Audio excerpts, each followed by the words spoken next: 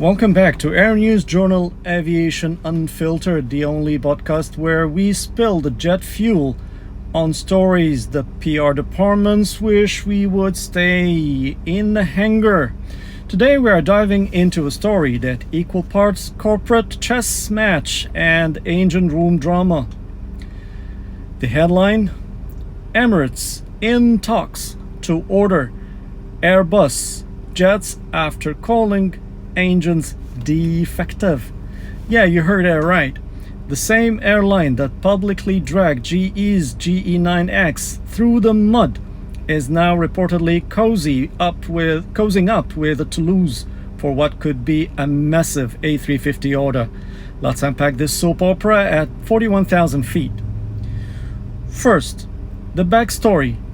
Because nothing in aviation happens in a vacuum, Emirates has been flying the Boeing 777X program like a kite in a hurricane. They've got 90 of the 777s on order, all powered by GE's GE9X, the biggest, baddest engine in the commercial aviation. But here's the plot twist. Emirates President Tim Clark went full scorched earth last month, calling the GE9X defective and not fit for purpose.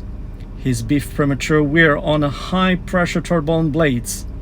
Translation: the engine's eating itself faster than a regional jet burns fuel on a go around. GE clapped back, of course, rigorous testing, industry leading durability, blah blah blah blah blah blah. The damage was done. Emirates start making eyes at Airbus like a plot spotting an open bar at a layover hotel. Fast forward to last week's sources, and by sources I mean the kind that whisper in the Dubai corridors, saying Emirates is in advanced talks for up to 50 A350-1000s. This is not a top-up order. That's a statement, especially since the A350-1000 would go head-to-head with the 777X on a ultra-long-haul routes like Dubai to Sydney or LAX. Now let's talk engines, because this is where it gets spicy. The A350-1000 flies on Rolls-Royce Trent XWB-97s. And guess who never had a public spit with a Rolls-Royce? Tim Clark. In fact, Emirates today operates 60 plus A350s on Trent power. So swapping GE drama for Rolls reliability, that's not just smart, it's a flex. But here's the kicker. Airbus isn't exactly swimming in A350 slots. The production line is booked solid through 2028. So for Emirates to jump the queue, we are talking serious concessions.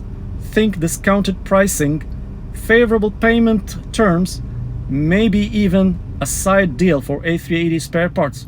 Because yes, Emirates is still the last A380 stand. So what's the enigma? Three theories. 1. Leverage. Emirates is using Airbus to light a fire under Boeing and GE. Fix your engine or we walk. Classic Clark. 2. Hedging. The 777X is delayed again now to 2026 at the earliest. Emirates needs capacity now, not when their current 777-300ERs are eligible for AARP. 3. Revenge. Tim Clark doesn't forget. GE been dragging its fleet fixes, and Clark's playing 4D chess while GE is still setting up the board. Whatever the motive isn't just an order, it's a referendum on engine OEM accountability. When an airline the size of Emirates calls your product defective, the industry listens. And right now, GE is sweating bullets in Cincinnati. We'll keep you posted as the saga unfolds, because in aviation, today's rumor is tomorrow's fleet plan. Drop your hot takes in the comments. Is Emirates bluffing, or the 777 program about to get grounded? Until next time, keep your tray table up and your engines not the defect ones, running. And that's all for today from Air News Journal Aviation Unfiltered. Thank you for watching.